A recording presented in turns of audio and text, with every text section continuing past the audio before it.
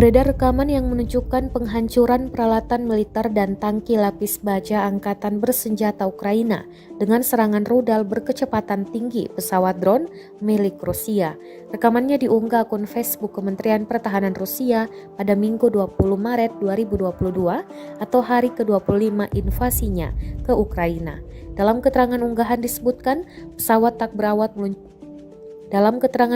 disebutkan, pesawat tak berawak meluncurkan serangan rudal ke peralatan militer Angkatan Bersenjata Ukraina. Serangan penerbangan dilakukan oleh pesawat drone dari ketinggian rata-rata.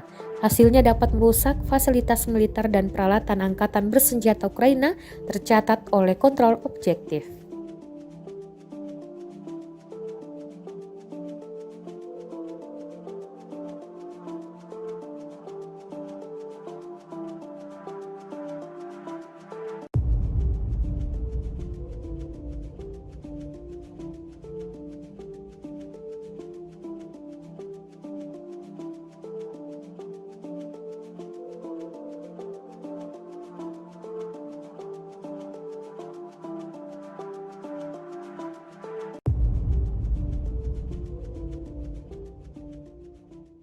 Terima kasih sudah nonton.